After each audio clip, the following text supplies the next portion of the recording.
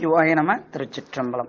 அரைசனே அன்பர்க்கடியனே என்னுடைய அப்பனே ஆவியோடு ஆக்கை புரை புரை கனிய புகுந்து நின்றுருக்கி பொய்யருள் கடந்த மேசுடரே திரைபராமன் மமதத்தின் கடலே திருப்பெரும் துறை உரை சிவனே உரை உணர்வு இறந்து நின்று உணர்வதோர் உணர்வே யான் உன்னை உரைக்குமாறு உணர்த்தே. சைவத்தின் மேல் சமயம் வேறில்லை, அதில் சார் சிவமாம் தெய்வத்தின் மேல் தெய்வமில்லென்னும் நான்மறை செம்பொருள் வாய்மை வைத்த சீர்திரு தேவாரமும் திருவாசகமும் உய்வை தரச் செய்த நால்வர் பொற்றால் எம் உயிர் துணையே. ஈராண்டில் சிவஞானம் பெற்று எந்த மெய் கண்டார் இணைத்தால் போற்றி, நாராண்ட பல்லடியார்க்கு அருள் புரிந்த அருள் நந்தி நற்றால் போற்றி, நீராண்ட கடந்த நகர் மறைஞான சம்பந்தன் நிழல்த்தார் போற்றி, சீராண்ட தில்லை நகர் உமாபதியார் செம்பதுமத் திருத்தால் போற்றி. செருக்குறும் மனம் சிதைந்து சிந்தையை கருக்கும் ஆணவ இருள் அகற்ற தருக்க சாத்திர ஞானம் பெற்று உய்ய அருக்குருநாதரின் திருவடி அடைக்கலம் புகுவாம். திருச்சிற்றம்பலம். இத்தம்மை ஆட்கொண்ட எந்த பெருமான் அருள் தரும் சொக்கநாயகி அம்மை உடனுரை அருள்மிகு சோமநாத பெருமானின் திருவருள் கருணையினால் இன்று உண்மை விளக்கம் என்ற நூலில் உள்ள 25வது செய்யுளை சிந்தித்து உய்வடைவதற்கு இறைவன் கருணை செய்திருக்கின்றார். தத்துவங்களின் இயல்பு என்ன என்பதை அழகாக சொல்லிய ஒரு திருச்செய்யுள் இது. நேற்றைய சிந்தனையில் உயிரின் இயல்பு என்ன என்று நமக்கு சொல்லியிருக்கிறாங்க. உயிர் என்பது சார்ந்ததின் வண்ணம். அந்த உயிர் அறிவில்லாத பொருளோடு சேர்ந்து அறியாமையை பெற்றும் திருவருளோடு சேர்ந்து அறிவை பெற்றும் நிற்கக்கூடிய தன்மை உடையதுப்பா அப்படிங்கிறத நமக்கு அழகா சொல்லியிருந்தாங்க. நம்ம நல்லாவே நம்ம நடைமுறையில் நம்ம பார்த்துக்கிட்டு தான் இருக்கிறோம். எதை சார்ந்து நாம் நிற்கிறோமோ அதுவாகவே நாம் மாறி நிற்போம். அதில் எந்த மாற்றமுமே இல்லை. அதனால தான் நம்ம அருளாளர்கள் சொன்னாங்க, அடியார் திருக்கூட்டத்தோடு இணைந்திரு. நம்ம அவையார் பிராட்டி இன்னும் மேலும் சொல்லுவாங்க, வேடமும் நீரும் விலங்க நிறுத்தி கூடும் மெய்த்தொண்டர் குழாத்தோடு கூட்டினாங்க. சாமி வேடமும் நீரும் விலங்கவும் நிறுத்தணும், கூடுவது மெய்த்தொண்டர் திருக்கூட்டமாக இருக்கணும், பொய்த்தொண்டர் கூட்டமாக இருக்கக்கூடாது. மெய்த்தொண்டு செய்கின்ற அடியார் பெருமக்களோடு. அதனாலதான் என்னை அப்படி கூட்டி வைப்பா, எனக்கு மெய்த்தொண்டர் திருக்கூட்டத்தோடு என்னை கூட்டி வை, மெய்த்தொண்டர்களோடு அடியனை கூட்டி வை. அதான் வேடமும் நீரும் விலங்க நிறுத்தி கூடும் மெய்த்தொண்டர் குழாத்துடன் கூட்டி, அப்படி மெய் அடியார்களோடு இணைந்து அந்த பணியை தலைமையில் கொண்டு, சிவப்பணியை தலைமையில் கொண்டு விருப்பத்தோடு எப்பொழுது செய்கிறோமோ அப்போ இறைவனின் ஆனந்தத்தை நாம் அந்த அனுபவிக்கக்கூடிய சூழலை நமக்கு சாமி கொடுத்து அருள் செய்வார். ஆக ஆன்மா என்று சொல்லக்கூடிய உயிரின் இயல்பு சார்ந்ததின் வண்ணம் அதை பெற்று நிற்கும். ஆன்மாவிற்கு பெயர் சதசத்து. சத்து என்பது சித்து என்பது சிவம், அசத்து அசித்து என்பது சடப்பொருள்கள்.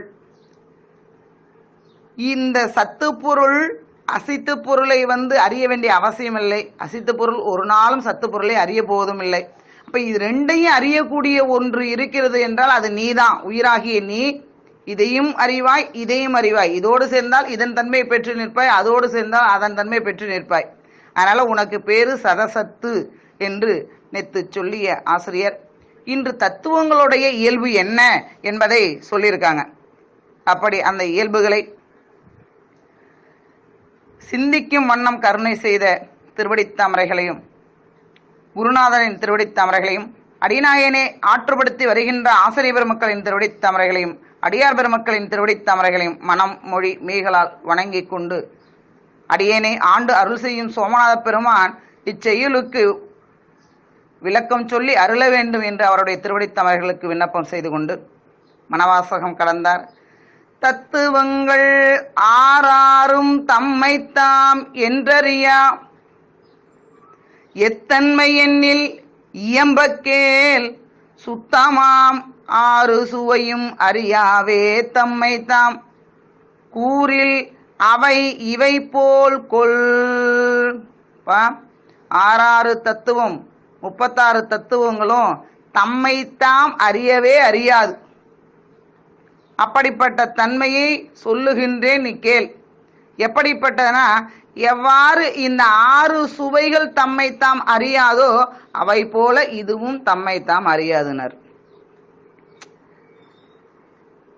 தூய்மையான 6 சுவை, சுத்தமாம் 6 சுவையினர். தூய்மையான 6 சுவைகளும் தம்மைத்தாம் அறியாது. அதுபோலதான் தத்துவங்கள் தம்மைத்தாமே அறியாது. எப்படி என்று சொன்னால், இனிப்பு என்று ஒரு சுவை இருக்கின்றது.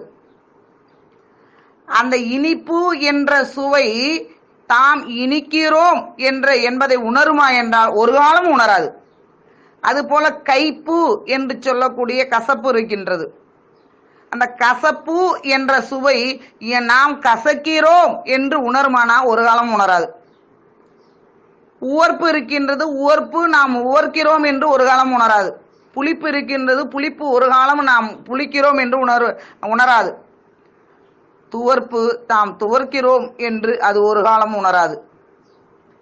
கார்ப்பு தாம் கார்க்கிறோம், காரமா இருக்கும் அப்படிங்கிறது அது ஒரு நாளும் உணராது. ஆக இந்த 6 சுவைகளும், சுத்தமாம் 6 சுவைகளும் ஒரு காலம் நாம் இனிக்கிறோம், நாம் கசக்கிறோம், நாம் உவர்க்கிறோம், நாம் புளிக்கிறோம், நாம் துவர்க்கிறோம், நாம் உரைக்கிறோம் அப்படின்னு என்று சொல்லி ஒரு காலமும் உணரவே உணராதுங்க. எப்பவுமே தம்மை தாம் உணரா தன்மையுடையது. அதனுடைய இயல்பு அவ்வளவுதான். அதுபோல 36 தத்துவங்களும் தம்மை தாம் அறியாது. ஏன்னா இந்த பகுத்தறிவாளர்கள் என்று சொல்லக்கூடியவர்கள்லாம் சொல்லுவாங்க, ஒழுக்கமா நடந்துக்கணும், நாம செஞ்சு வச்ச வினை, நாம இன்னைக்கு ஒண்ணு செஞ்சோம்னா அது நமக்கே வந்து சேரும் அப்படின்னு சொல்லுவாங்க.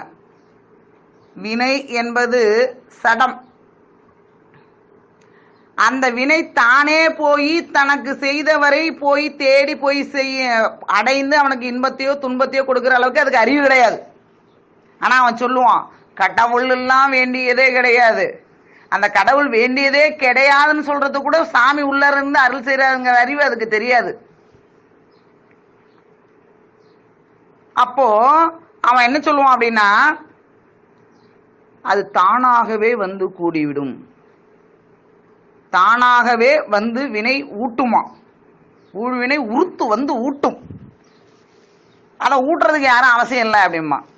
ஏனென்றால் இன்றைய சிந்தனை நமக்கு தத்துவங்கள்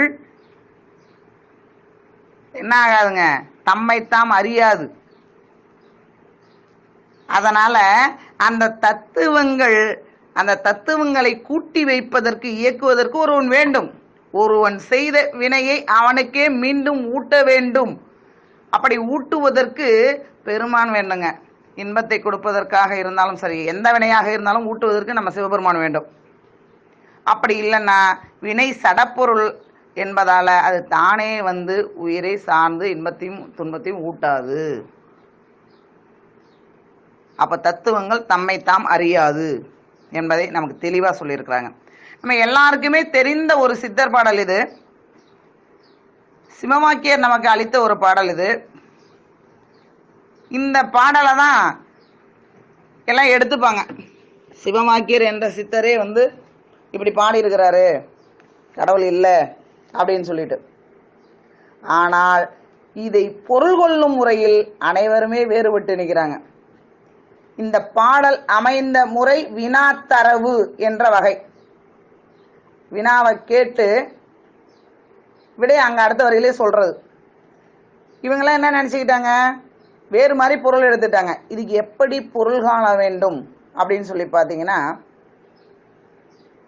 நட்ட கல்லை தெய்வம் என்று 4 புஷ்பம் சாத்தியே சுற்றி வந்து மொனமொனவென்று சொல்லும் மந்திரம் ஏதடா வினா. உடனே அதுக்கு தரவு சொல்லி ஆகணும், விடை சொல்லி ஆகணும். நட்ட கல்லும் பேசும் ஓம் நாதம் உள் இருக்கையில் சுட்ட சட்டி சட்டுவம் கரிசுவை அறியுமோ. இதுதாங்க பாடல். இப்ப பாருங்க, நட்டக்கல்லை தெய்வம் என்று 4 வகையான பூக்களை சாத்தி சுற்றி சுற்றி வந்து சொல்லும் மந்திரம் ஏதடா. எப்படி, என்ன மந்திரம் சொல்லணும்? நட்ட கல்லும் பேசும் ஓம் நாதம் உள் இருக்கையில், ஓம் என்ற அந்த மந்திரம், பிரணவ மந்திரம் நுண்ணிய அஞ்செழுத்து உள்ளார இருக்கும் பொழுது நட்டக்கல் பேசும், ஆனால் சுட்ட சட்டி சட்டுவம் கரிசுவை அறியுமோ. இதுதான் தத்துவங்க. சுட்ட சட்டி சட்டுவம் கரிசுவை அறியுமோ. சட்டியில குழம்பு வைக்கிறோம், குழம்புடைய சுவை சட்டி அறியுமானா அறியாது, ஏன்னா அது சடப்பொருள். அந்தந்த சுவை அதை அறியுமானா அறியாது. அதை அறிவதற்கு ஒருவன் வேண்டும். இந்த சுவையெல்லாம் அறிவதற்குனே ஒருத்தனை வச்சிருக்கிறாரு சாமி. அதுதான் உயிர் கூட்டம். நாளைக்கு நாம் அதை தான் சிந்திக்க இருக்கிறோம். ஆன்மா தத்துவங்களை அறியும், தத்துவங்கள் தம்மை தாம் அறியாது. உயிர் தத்துவங்களை அறியும், இறைவனையும் அறியும். அப்ப ரெண்டையும் அனுபவிக்கிறது. இது ரெண்டுமே யாருக்காக இருக்குன்னா உயிருக்காக தான் இருக்கு.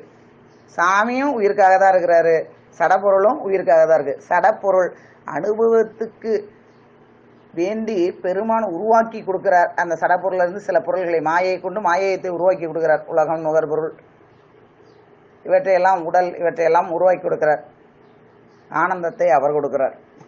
ஆக ரெண்டையுமே அறியக்கூடியது உயிரே. அதனாலதான் யாவையும் சூனியம் சத்து எதிராகலின் சத்தே அறியாது, அசத்து இலது அறியாது, இருதிறன் அறிவுள்ளது இரண்டலா ஆன்மானார். ரெண்டையும் அறியக்கூடிய ஒண்ணு இருக்கு, அதுதான்ப்பா உயிர், அதுதான் நீனார். ஆக இந்த நட்டக்கல்லை தெய்வம் என்று அந்த வடிவத்தை கொண்டு இறைவன் என்ன செய்யறான்? நம்மளிடம் நமக்கு அருள் செய்து கொண்டிருக்கின்றான். ஆனா அந்த நட்டக்கல் தன்னைத்தான் அறியுமா அப்படின்னா, உள்ள இருக்கிற சாமிக்கு தெரியும், அந்த கல் அறியுமானா அறியாது. இதத்தாங்க சிவவாக்கியர் சொன்னார். ஆனா அறிவில் தெளிந்த பகுத்து அறியக்கூடிய அறிவாளர்கள் என்று தன்னை சொல்லக்கூடிய அவர்கள் சொல்லுவாங்க, நட்டகல்லை தெய்வம் என்று 4 புஷ்பம் சாத்தியே சுற்றி வந்து மொனமொனவென்று சொல்லும் மந்திரம் ஏதடா. நட்டகல்லும் பேசுமோ நாதம் உள்ளிருக்கையில் சுட்ட சட்டி சட்டமும் கரிசுவை அறியுமோ. சாமிங்கிறது உள்ளுக்குள்ள இருக்கு, அப்படி இருக்கிறத விட்டு ஏன்னா நீ கல்ல போய் சுத்துறங்கிற மாதிரி அவங்க பொருள் சொல்லிடுவாங்க. அப்படி இல்லை. நட்ட கல்லும் பேசும் ஓம் நாதம் உள் இருக்கையில் என்று பொருள் சொன்னால் அது சிறப்பாக இருக்கும். அதுதான், அப்படித்தான் சிவவாக்கியர் நமக்கு பாடி அருள் செஞ்சிருக்கிறாங்க. ஆக சுட்ட சட்டி சட்டும் கரிசுவை அறியாது, அந்த கரிசுவையும் தம்மைத்தாம் அறியாது. இதுபோல தத்துவங்கள் 36 தத்துவங்களும் தம்மைத்தாமே அறியவே அறியாது. இதுவே தத்துவங்களுடைய இயல்பு என்று அழகுற நமக்கு சொல்லி அருள் செஞ்சிருக்கின்றார். சிவாய நம. திருச்சிற்றம்பலம்.